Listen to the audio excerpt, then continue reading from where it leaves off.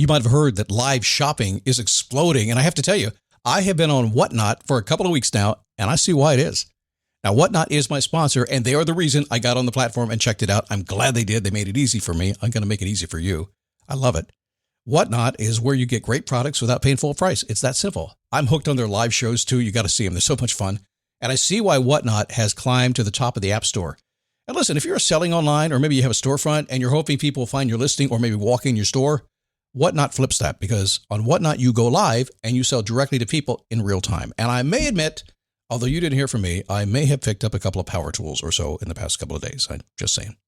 Whatnot, it's the largest dedicated live shopping platform with beauty, collectibles, electronics, luxury, fashion, even cookies, and anyone can sell. In fact, people who sell on Whatnot sell 10 times as much as any other major marketplace.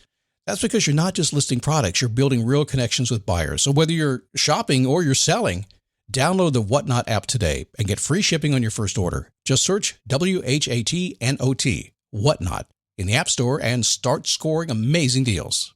So I was whining to my wife the other day, said, I need new glasses. And she said, well, get some.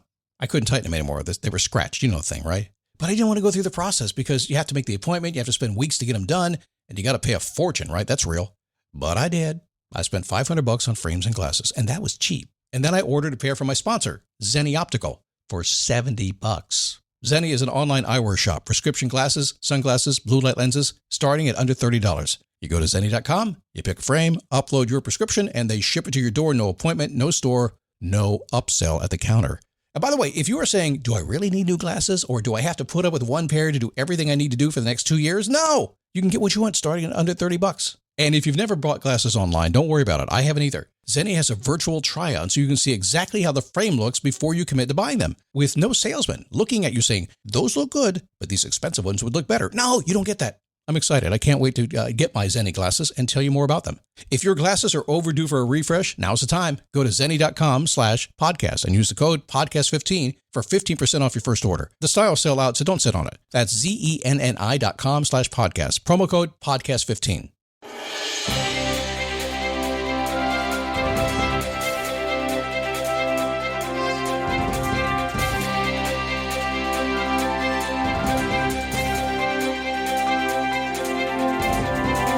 What can I do? Sometimes, when life gets in the way, and maybe you're tuning in right this minute, oh my God, what am I going to do with this? It's going to be a bad day. I'm going to listen to Scott, see if he can motivate, inspire me, give you an idea to get, because it's going to be a bad day. Instead, he starts the show by saying, what can I do? And I give me an idea. I was like, oh yeah, what can I do about that thing that's going to be such a bad thing today? I promise you ask that question, life is going to get good for you really fast. But today, I'm going to encourage you to get rid of your to-do list. It's gone. It's out of here. You don't need it. It's overrated. And if you have one of them computer to-do lists, it's like Doritos. They just keep making more to-dos and giving them to you, don't they? It's like, well, I got everything done yesterday, and today, 500 things automatically popped up on my list. How'd that happen? It's the algorithm. It is a daily boost from motivationtomove.com, the positive boost you need every single day. We just keep on going until we ain't going no more. That's it. The journey includes the end. So we just keep going until, and if we don't like it, we just take an adjustment change. If we don't know what to do, we figure it out. We learn, we push through it, we get into momentum, we go to domination. We do all that cool stuff. If that's what you want, I'm not a dominating kind of guy. I'm kind of like a momentum guy, get a lot of stuff done. I want more money, I go make more money. Or I build a new swimming pool. No, that's not how I do it. Actually, remember the John Lennon quote? If I want a new swimming pool, I just write a new song. That's life. He made money when he wrote a new song, right? Hit record. But if you want something new, you just keep on moving in momentum, figure out what you got to do to go get it. Boom, done. How are you? My name is Scott Smith. I'm the founder and the chief motivating officer here at motivationtomove.com. All fired up. It's the middle of winter here in Florida. And life is pretty good because it's warm. It's like 80 degrees every single day. And I'm excited too because I talked about my anticipation engine. If you haven't heard about that comment, that's exactly what I call it. And I made it up one day. We all make stuff up, don't we? But it meant something to me. Basically, it's a label that I created, an idea, and a concept that I liked and something that I use. I put a label on it. And the label is called Anticipation Engine. And what that means is I'm going to fire it up like I'm starting a Harley Davidson. I'm going to fire that Harley up and hear it rumble, roar. And then that's going to get me excited to go do something. So in every case, I want to get myself excited. Then I explore the possibilities of my life. Because we now know, and brain science will tell you this, that finding your purpose and finding your commitment and all that stuff in life is not really something that you get out of a book. It's something most people can't help you get. you get it by exploring the possibilities of life around you, being open to something different. You can go to a magazine, bookstore, look at the magazine rack and see something catch your attention and explore it a little bit. You do it all the time anyway. Most of what you get in life that you like, you just kind of stumbled upon. So what I do is I fire that anticipation engine by exploring the possibilities of what's around me, and I stumble on some things and, is that going to stick? Maybe I like it, maybe I won't. A couple of years back, I explored the possibility of learning to ride a Harley-Davidson 900-pound motorcycle like a motor officer does, like a police officer does.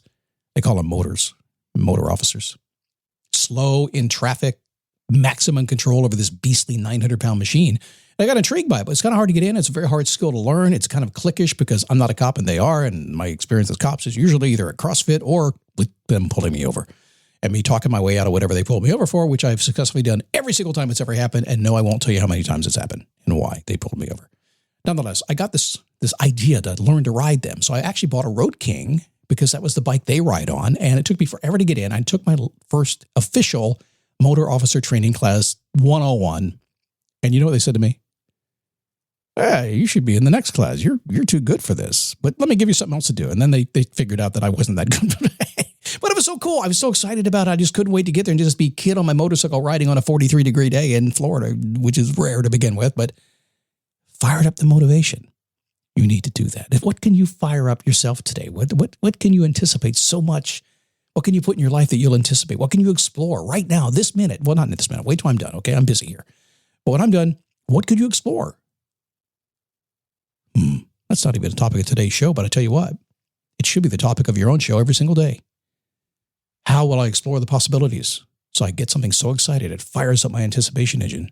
I know why I'm doing it, and I run after it for the rest of my life until I decide to explore more possibilities. All right, so we don't do it with a to-do list. We don't do it with a to-do list. So do you have a to-do list? I'm going to tell you right now, trash your to-do list. Get it out of here. You don't need it no more. You say, Scott, I do need my to-do list. Otherwise, how am I going to remember everything? Okay, I'll give you a point there because we all understand, if you understand David Allen's Getting Things Done, and if you haven't read the book or whatever, listen to the audiobook, you should. Because we have to get stuff out of our brain because stuff's inside of our brain. It's hard to remember. It's what's called an open loop. An open loop is when, if I ask you a question, and I do it a lot on this program, and I open a loop in the question at the beginning of the show, and then I carry you through the end, and I close the loop at the end of the program. If I don't do that, it's a not satisfying program. So I close the loop for you, but that happens in everything you do. So all the stuff you have going on in your life is basically information that's a question. Got to do this. Should I do that? What's going to happen this? What time am I going to do this? Where am I going to go? All that stuff's inside your brain. And that's an open loop, buzzing.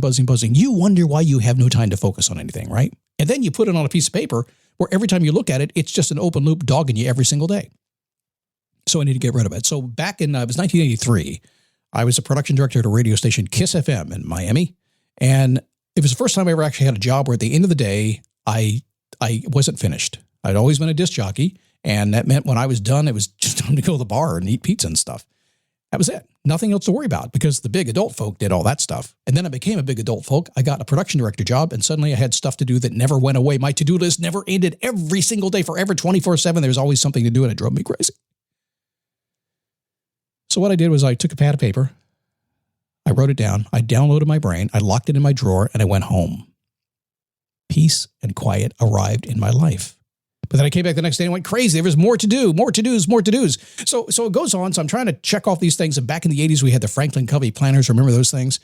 Chasing the check mark every single day. You had to write down what you're going to do. You had to prioritize it. When you got it done, you had to check it off. If you didn't, you had to turn the page and you had to put it back on the next page and then prioritize it again the next day. What happened? Eventually, after about 5 days of doing that, you didn't do it. You thought, I'm going to do it anyway. Let me get rid of it. Done. David, Allen, Getting Things Done. I looked at it. I reviewed it. What was I thinking? Out of here. That's about 80% of what you got on your list anyway. But then I was flying airplanes. I went to learn to fly airplanes. And I was freaking out. A lot of you heard this story before. Because if you fly an airplane, it's basically you're taking about, 120 years of aviation history. And you have to learn all of it before you get to fly. It's not easy. It's like being a doctor. Well, not really. But sometimes it feels like it. So I'm walking out the airplane. I'm like, oh my God, I got my list out. I got my checklist. I'm unfolding my trifold checklist that everybody has. It's photocopied. You can hardly read it. It's stuck in your bag. If you've ever flown an airplane, in the cockpit, you have your little trifolded checklist thing. Once you get fancy, you buy the laminated one, but eventually you give up and go back to the cheap photocopy. So I'm trying to figure it all out. Do this, do that, check the inside, check the outside, check the fuel, check everything. Oh my God, there's so much to know here. If I don't get it all, I'm going to die. I'm going to die because that's what airplanes do. They're very fun to fly. They're very safe, but they're also very unforgiving, much like a motorcycle. My instructor said, what are you freaking out for? I said, because I'm going to die if I don't get all this right. He's not going to die. Yeah, but look at this list. It's so long. There's so many things I have to do. But you're not going to die. He said, let me give you a different way of looking at this. Instead of making it your to-do list, just check to see if you did it. Just look at the list and see if you did it.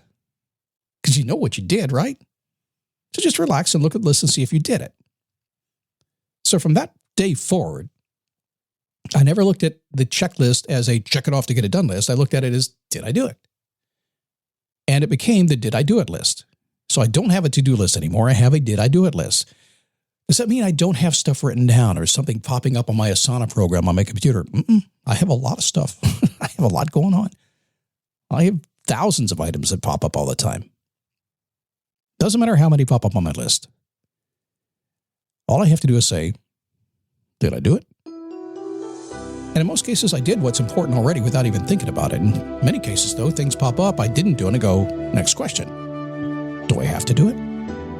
And in about 80% of the time, it's like, well, I didn't do it. I don't think I have to do it. I click, it's out of here. Take it down and get your things done. Delegate it, delete it, dump it, whatever you want. But a did I do it list, looking at what you have to do today, not as if, well, look at all I have to get done today, but did I get it all done? Did I get done what I needed to today? I'll tell you what's going to happen real fast. If you have that attitude, I don't care how long your list is, you will get to a point where you say, that's all I had to do today. I did it. Now I can do whatever I want to do. And oftentimes you'll turn around and start checking off more stuff on your list because you've done it all. There's no stress anymore. So I'm telling you, it's a kind of a simple concept, but it's a proven concept. It works for me. It works for tens of thousands of people. In fact, probably more than that, because I'm not the first one to figure out this works. I'm just the one with the better voice who talks faster than them. That makes it different. Okay. All right. What? Self-deprecating. It's a skill. All right. Tomorrow, focusing on what's important. We're going to dig down into some Stephen Covey stuff that you may not have heard. Love talking about this stuff because it is where I need to spend my life, and I do spend my life about 99% of the time. I'll teach you how to focus on what's important, why you need to do it, and where you're spending your life right now. I'll see you at Facebook, dailyboostpodcast.com/Facebook. Have a great day.